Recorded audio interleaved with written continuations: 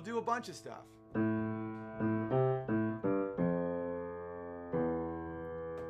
love that tune.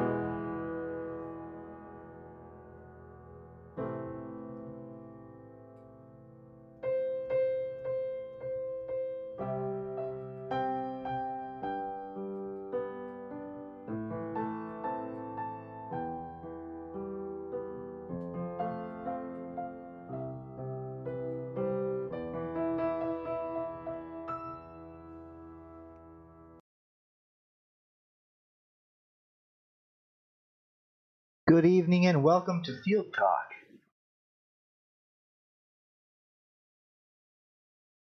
Well, Goose Bear, if you're going to, all right, you know what? You've actually shown up a couple times, and if Dom arrives, he will definitely have used his power over you. So I think I'll go ahead and do that for you. But actually, yeah, Analog Bear, I like you.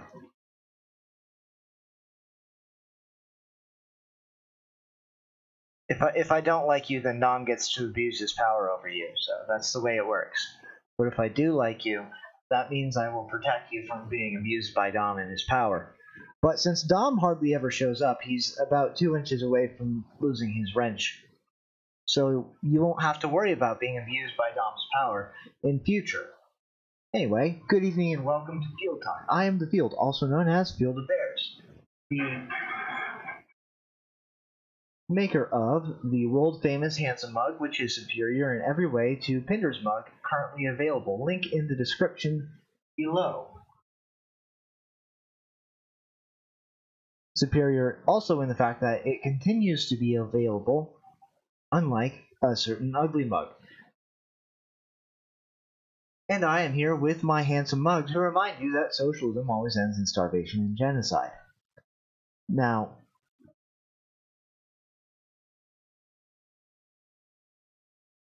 it is quite handsome. I do agree. We've got a concept of fair game in this culture, and I think it's worth exploring this concept of fair game. We've been exploring concepts this week, and I think it's a very interesting topic. Now, on fair game, what do I mean by fair game? I mean someone who is fair to be criticized or ridiculed or generally attacked based on ideological grounds verbally, not harassed, not assaulted, not berated in public in an attempt to provoke a physical confrontation. None of those are fair game. Basically, any argument is fair game in my book, even the sophistic ones. That is all fair game. But fair game also includes who is fair game to direct your arguments toward. And I think that it's actually pretty easy to figure out who is fair game. If you throw your hat into the ring, then you're fair game. If you have not thrown your hat into the ring, then you are not fair game. And the ring is the public forum, the public square, the place where debate happens, where the intellectual slog, bare-knuckle fight is going on. And remember, I do say intellectual.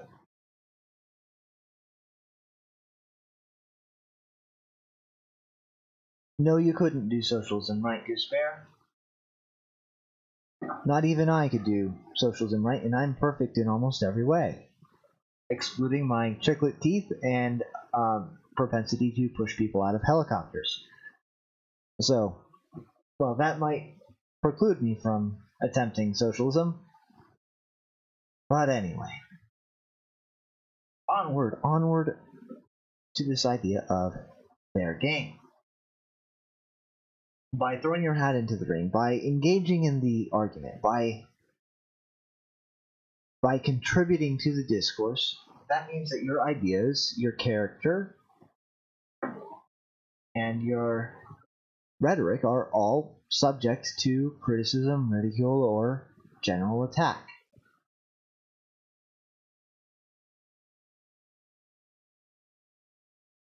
And I think that's perfectly fair.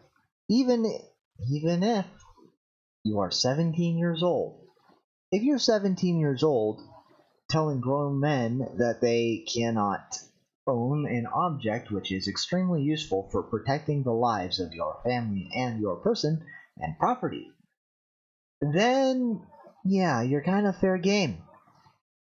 And people get to criticize you, and they get to criticize your character and your rhetoric and your ideas. And it's up to you to make a defense and refute those criticisms.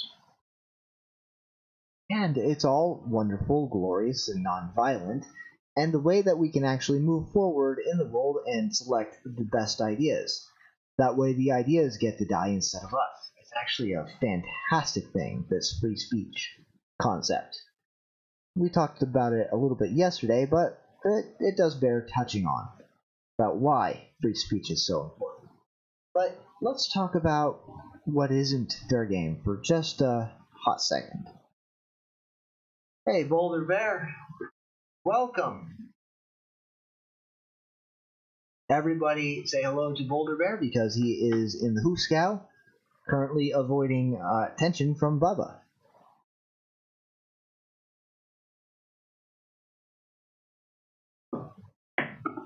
Pray for Boulder and Boulder Bear. In any case, who is not fair game are people who want to just live privately. People who aren't doing anything in the public sphere. Like, say, an elderly Trump supporter who only said that they support Donald Trump. That means it is not fair game to go to her house with cameras and berate her for her support of Donald Trump, because she's a private person and she's not trying to be a public figure. If you wanted to confront her ideas, then the proper way to have done that would have been on Twitter, where her ideas were. Not go to her house and harass her, obviously. Who else isn't fair game? The spouses of public figures are not fair game.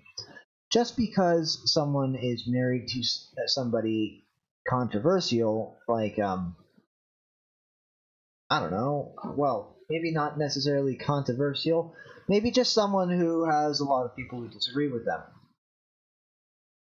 Somebody, oh no, she's in the public sphere as well.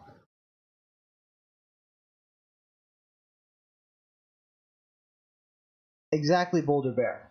Exactly, yeah. The wife of Ted Cruz, who is not attempting to be a public person, who is simply married to somebody who is a public person is not fair game. Even though she's an adult, she is not fair game.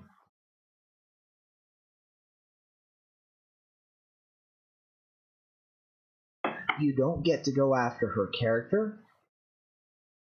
You don't get to you don't get to you don't get to criticize her appearance. You don't get to do any of that. And that's something where I think that Donald Trump was definitely in the wrong, was criticizing the appearance of Mrs. Cruz.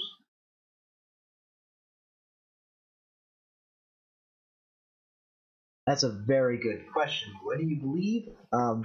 I would define a public person as somebody who is somebody who engages with the public discourse. Yes. Somebody who engages with the public discourse, and I would suppose the further you reach, the more public you are, the more people who are aware of you. It's an excellent question. What do you believe? Excellent question. But if you're not engaging in the public discourse, if you're just, oh, yes, I know. And people criticize my ideas and character all the time, actually.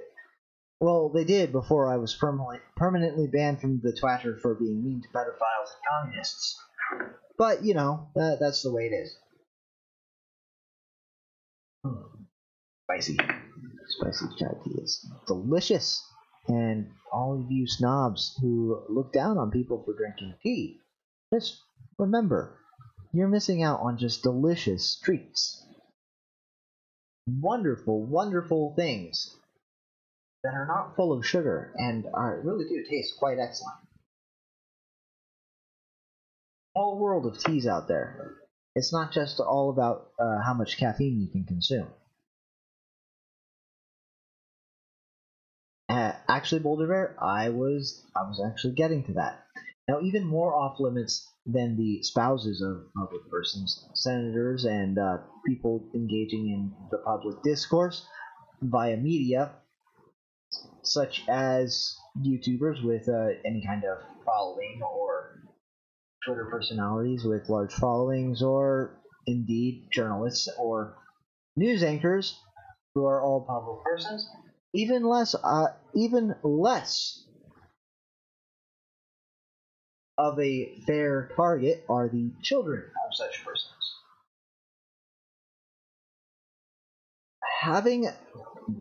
Having been sired or mothered by a politician, pundit, or personality whom you happen to dislike or disagree with does not grant you the right or even the ethical fair game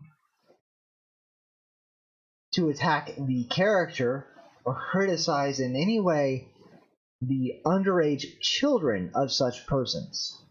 It is, or make insinuations about the children's feelings. It is absolutely unconscionable to use the children of people in the sphere of the public discourse as leverage to get at the people whom you disagree with, either by causing the children emotional distress or insinuating that the children feel a certain way about their parents.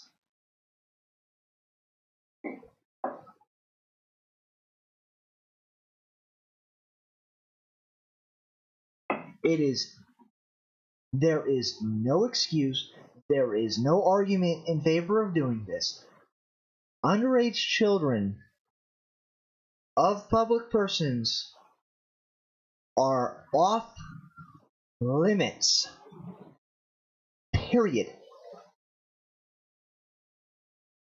I condemned it when it happened to Obama's kids. I condemned it when it was happening to Barron Trump.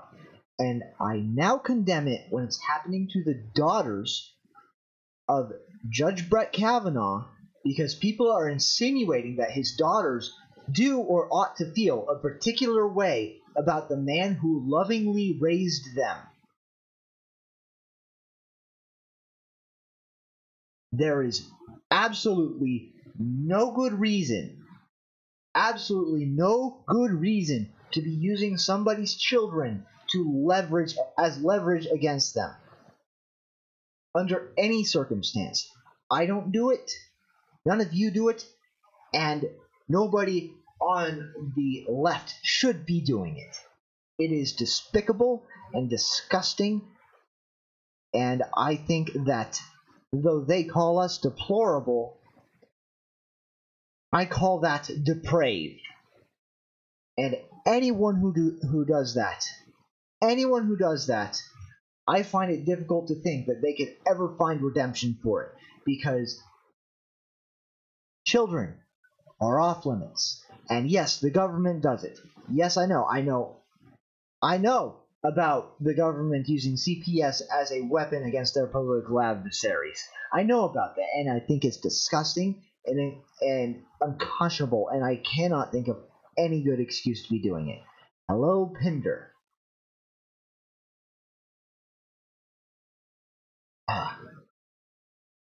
The handsome mug continues to be on sale because it is superior in every way to the ugly mug. There is ample opportunity to procure it.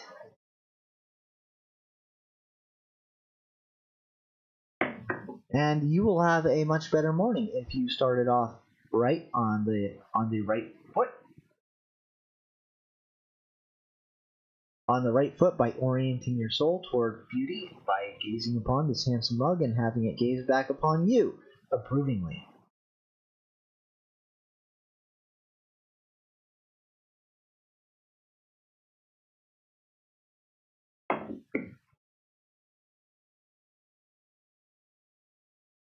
Yes, I will compare the ugly mug with the handsome mug on stream once it arrives. And you will be able to see for yourselves how very, very much superior the handsome mug is. Yes, Chelsea Clinton is no longer off limits. Chelsea Clinton is now making her own choices and her own statements in the public discourse, which means that she can be criticized for those. She can't be criticized for being related to Hillary Clinton. Thank you very much, Analog Bear. You have proven yourself worthy of the wrench which I have bestowed upon you.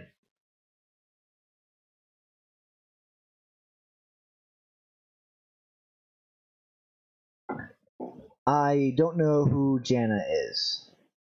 I don't know who that is.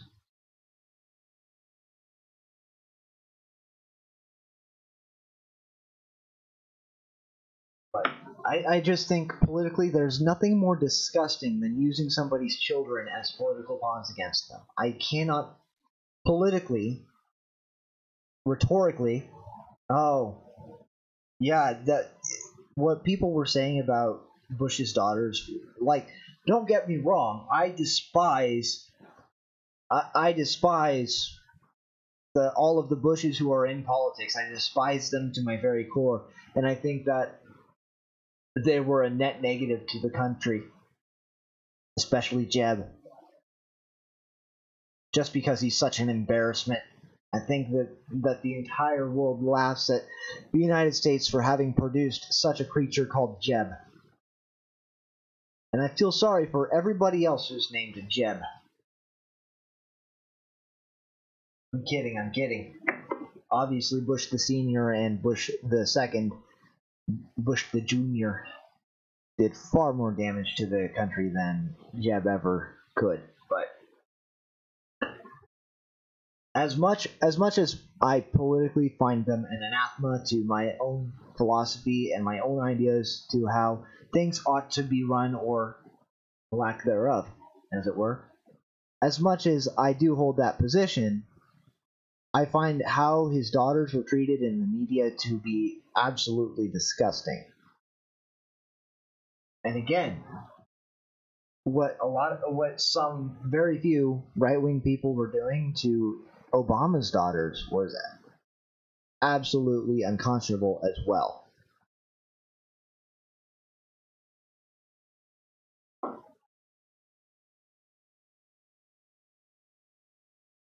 That doesn't surprise me, Stormy Bear. I've long said that the neocons are just Democrats with an R after the name. Ugh, that was not articulated well. I have long said that the neocons are just Democrats with an R after their name. There we go. That's a good soundbite for anyone who wants to rip it down and spread it.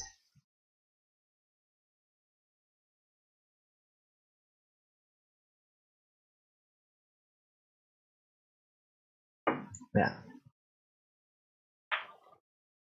I don't know what you mean you served one term. Bush, I served one term, Stormy Bear. I don't understand what that means.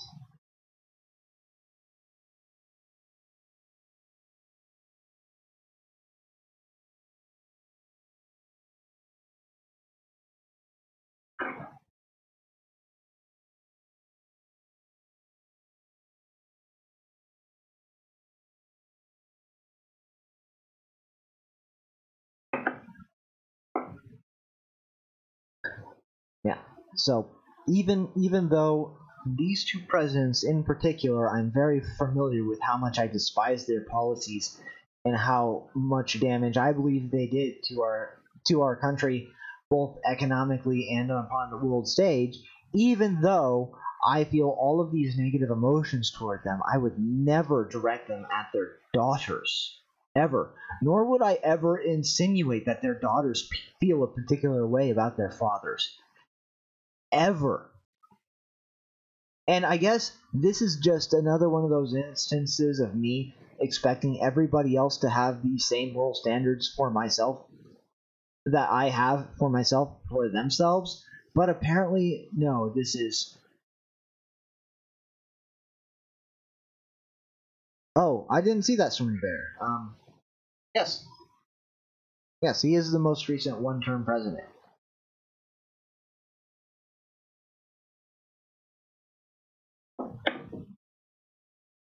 That is correct. You should win a prize. In fact, I think you do win a prize. Now, if you abuse this power, like Dom does, I shall be very annoyed with you, and you will lose it.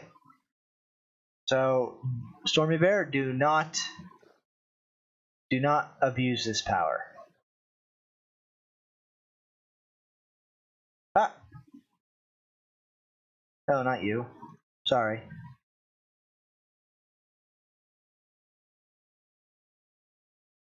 I don't know about you, Andrew J. We'll figure it out later.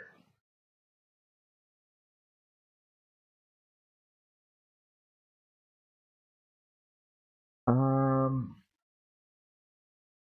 no, I don't think Kanye will be running 2020. I think Kanye will, unless Trump decides not to run, I think Kanye will be running 2024, and he will win if he runs in 2024.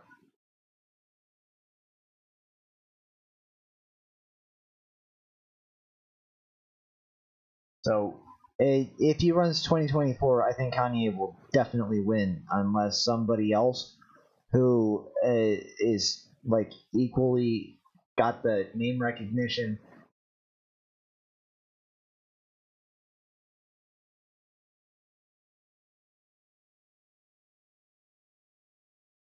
As well, people ought to like. If they enjoyed the stream, they ought to like it. But if they don't, they should hit the dislike button. I want honest feedback from my um.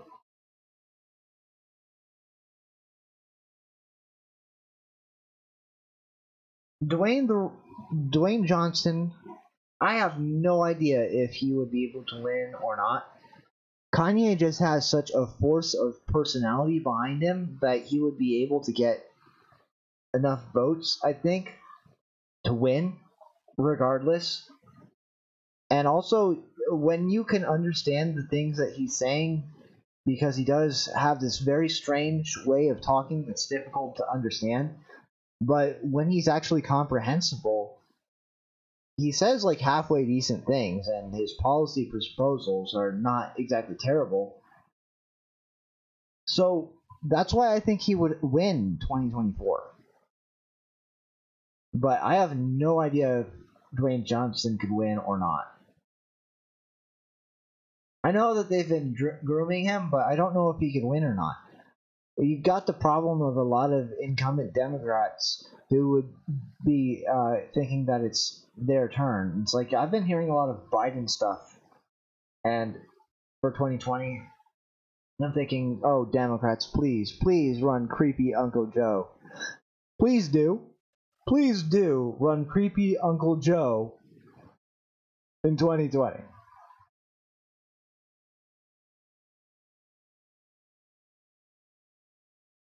I think it's because Goose Bear. I think it's because people are taking Kanye seriously, and he likes the feeling of being taken seriously, of being paid attention to, instead of just being blown off as, oh, he's just another rock star mouthing off against the president. Who cares? They all think the same thing. Once he started thinking for himself and he had people actually pay attention to the things that he says and actually engage with the things he says, I think he really started enjoying that. And so now he's just getting better at it.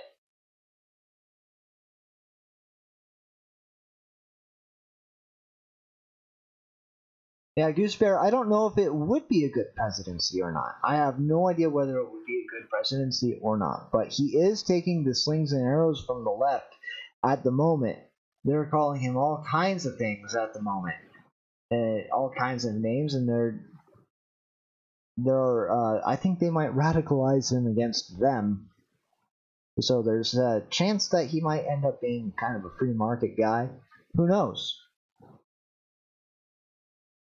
Yes, Stiggs for the governor of New Hampshire. That would be. Well, no, he still lives in Vermont. You got to write in.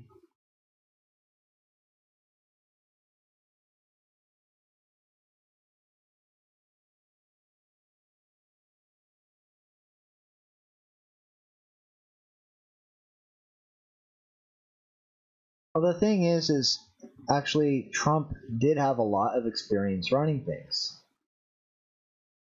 Stormy Bear. Trump had tons of experience in executive positions doing the executive work that the executive office requires. He just didn't have experience as a politician.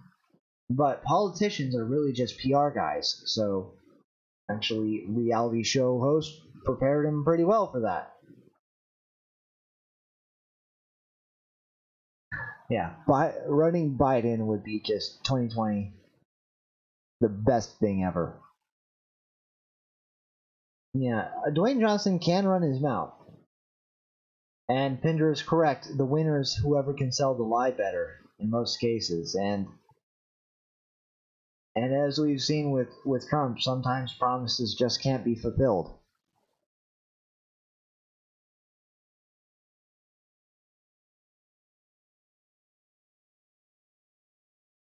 And I agree, Stormy Bear. Connections. Wow, this hasn't happened in a long time. Please, let's not go back to the Ryan Fights with Technology show. I did not like that show.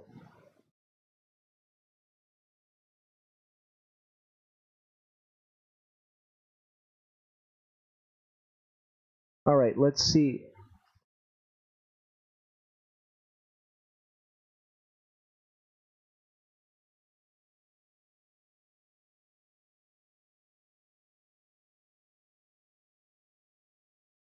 No, I agree, Goose Bear. But Kim Kardashian and Kanye West also happen to be human beings who have the capacity for growth and development in their ideas and capacities to lead. And you know that I shouldn't say Goose Bear.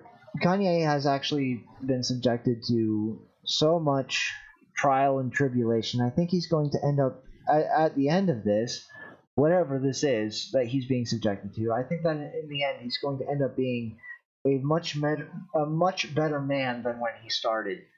So I think that we've got a lot going for him. He's got a lot going for him.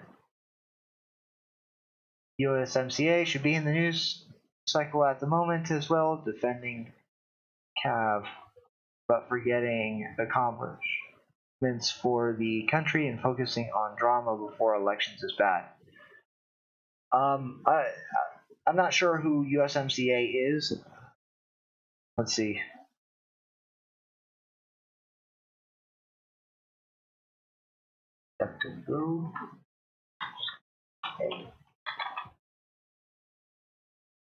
Let's see who that is.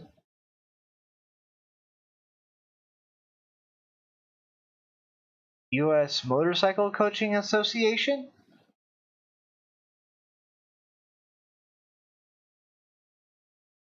Oh, that. Actually, it was in the news cycle yesterday quite a lot. And what I have to say about that is, it actually wasn't that much. It wasn't a zero tariff deal between us and Mexico and Canada. We did allow them to actually keep a lot of their tariffs. It just happened to be targeted toward dairy, agriculture, and automotive, where the tariffs were lowered, which will be good for all three nations. Their protectionist tariffs, I think, were actually holding their economies back. And with the ability to trade with the U.S. without these punitive tariffs in place, will help their industries grow. And it'll be good for all countries, and Justin Trudeau just had to have that explained to him for him to give Trump literally everything that he wanted.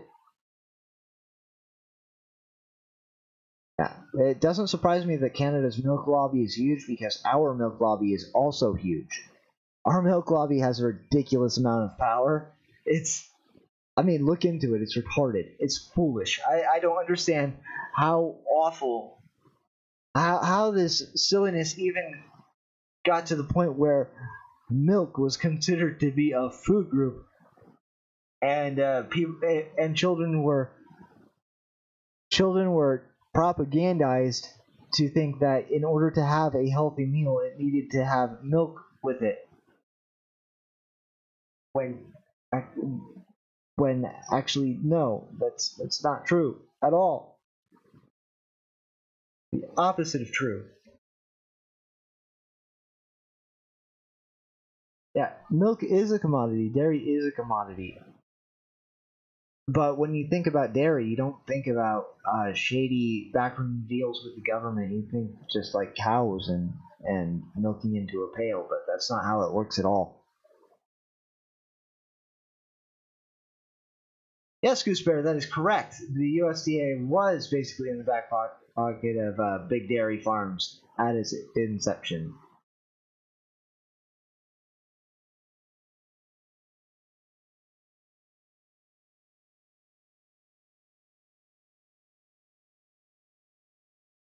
Oh, you missed out on my comments on the trade deal. That sucks.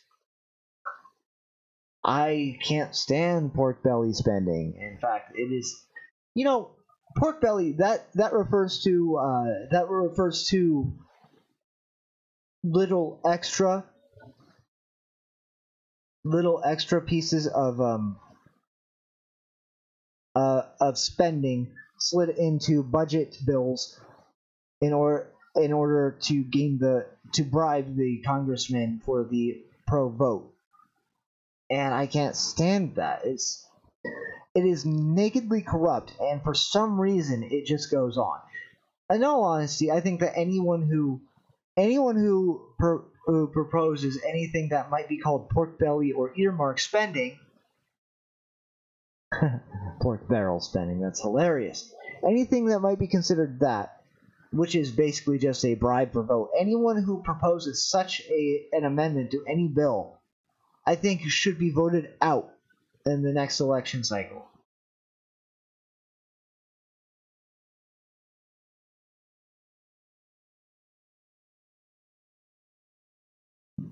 But apart from that kind of pork belly, the other kind is simply amazing, and it keeps a certain religion away from you. A certain religion that likes to just get explosively passionate from time to time and cause significant property damage and loss of life. But, they are definitely peaceful.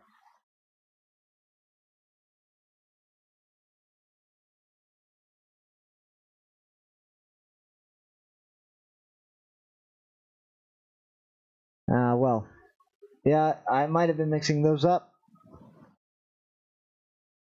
I think I probably was. But either way, I can't stand it. I can't stand that kind of spending. But on the other hand,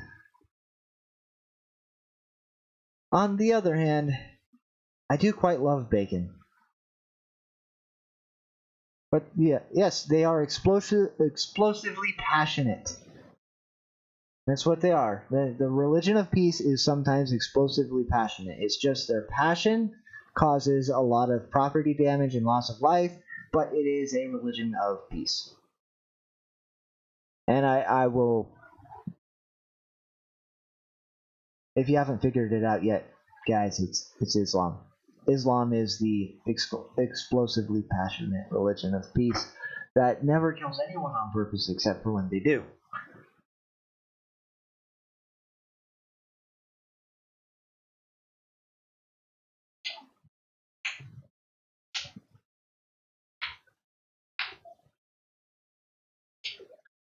See, the problem with Social Security is there are so many boomers who are living off of Social Security at the moment.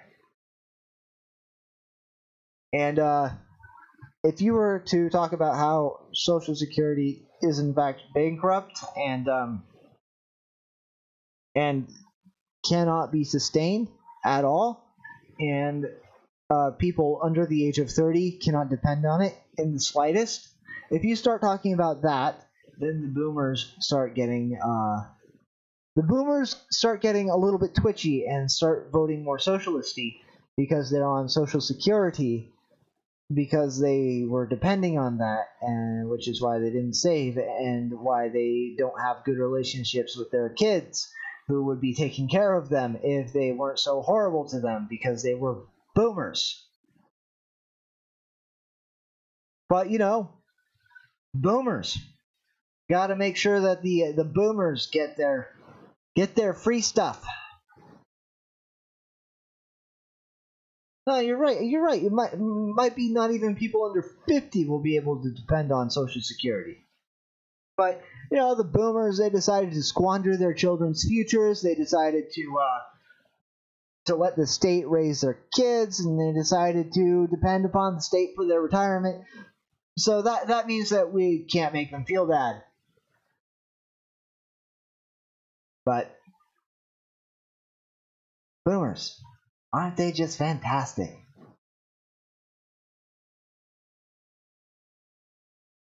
It's gotta make sure that the boomers never face any criticism or face up to what they've done. Which is why Social Security will never get brought up until all the boomers are dead. Sorry. I guess we just have to deal with that socialistic nightmare until it actually does collapse because, well, again, all the boomers are dead. And by then, the debt will be so insane that there will be barely any hope from ever recovering from it. But hey, at least we didn't make the boomers feel uncomfortable about about their choices. At least we didn't make the boomers face up to the horrible thing that they're doing to their kids and grandkids and great-grandkids. No. At least we avoided that discomfort. But, all we have to deal with is massive debt, the collapse of the dollar, and possibly enslavement to China. Yeah, so at least the boomers weren't uncomfortable. Yeah. Yeah,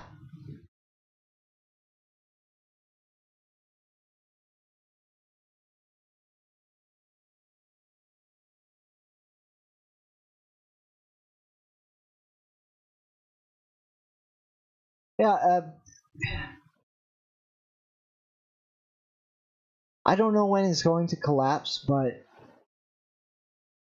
look, we've already got fewer producers than consumers as far as the social security and welfare programs go. We already have more free riders than we have producers. We've already got more takers than makers in this system. And once it gets whittled down to the point where not even the Pareto principle is allowing the preposterous production which allows the system to continue regardless of the risks and consequences, if we end up getting rid of what I like to think of as the Pareto people, if we end up having not enough of those people left to support the free riders, then we will end up in a situation where there's just literally not enough resources being produced in order to feed the free riders, enough to feed the takers, enough to feed the people on welfare and social security who should have been producing and saving, but were incentivized to do the opposite.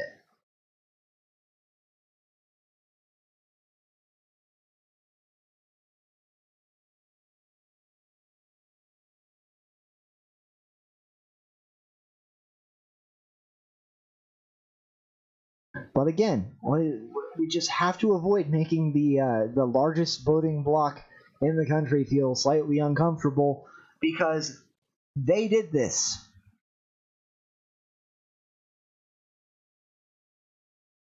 Oh boy, it's just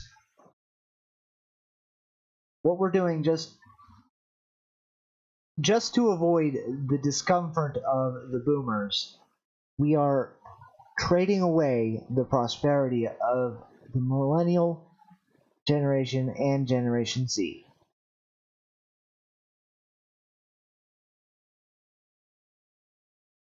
Rising house prices,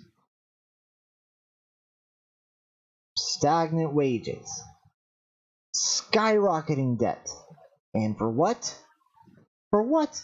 To keep the boomers from feeling slightly uncomfortable, to keep the boomers from confronting the fact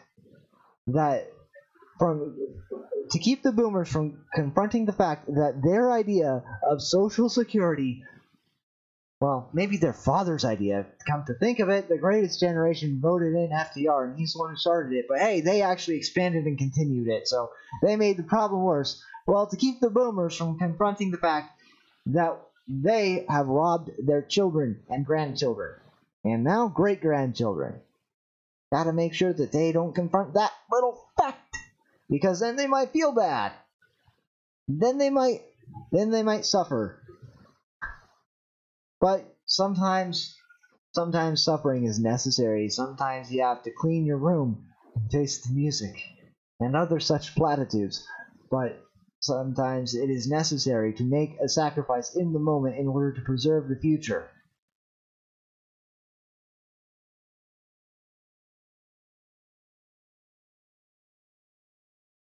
Yeah, Cowboy Bear, that's actually a very good point. Gen X is getting destroyed by the boomers not leaving the workforce because Social Security is unsustainable and they did not foster good relationships with their children in order to provide for and protect them into their old age, so that they may dote upon their grandchildren. Since the boomers didn't do that, they have to stay in the workforce. And then you've got the millennials coming in, working for peanuts because, well, that's all they can get. And, well, also, we've got the importation of migrant workers, of course, who are willing to work for, well, even less than peanuts because, they live all together in small apartments or houses with multiple families, and they send back most of their wages to Mexico, where it actually goes much further, allowing them to provide for their families while also not paying any taxes, and by taking advantage of free services, and by taking advantage of welfare services that they technically shouldn't be able to take advantage of, but they also tend to steal people's social security numbers and take advantage of it anyway.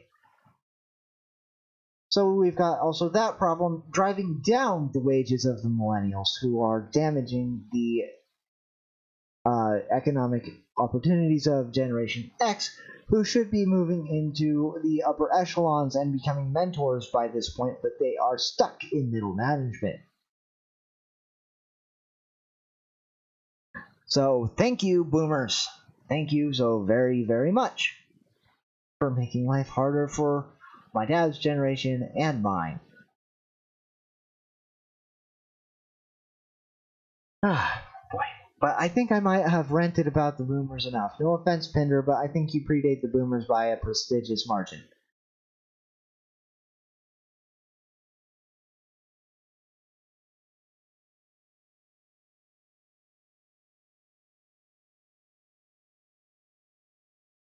I actually agree with that, Goose Bear.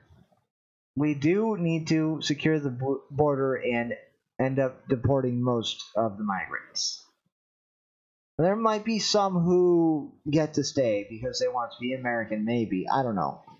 Probably not.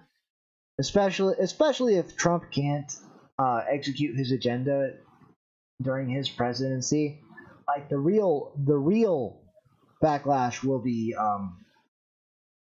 well, let's just say it won't be pleasant, and I think it would be better to avoid that. And you know, if migrants weren't getting access to welfare, if they weren't getting to work under the table tax free, if their kids weren't getting free education, childcare, and healthcare, then they might not have as much incentive to stay, and then they might just leave on their own.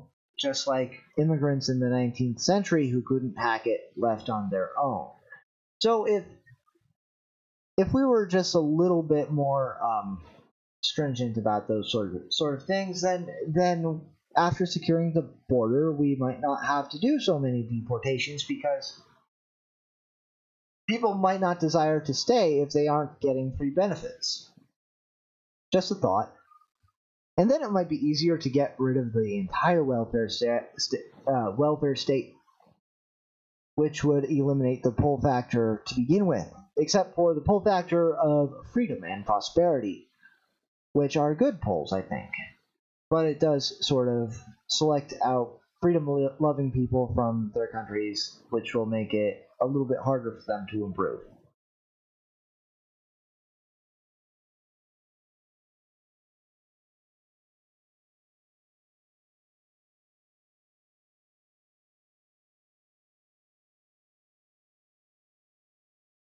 Well, Philo Dose Bear, I don't agree that most millennials are terrible. I think that the most visible millennials are terrible, and I think that Generation X were not good parents. They might have even been worse than the boomers because Generation X had both parents in the workforce, and their kids were raised by daycare and the state, which is why a lot of people now view the state as a benevolent paternal or maternal sort of figure, which is why they cleave to it and expect the state to solve their problems. Hashtag give your guns to Hitler.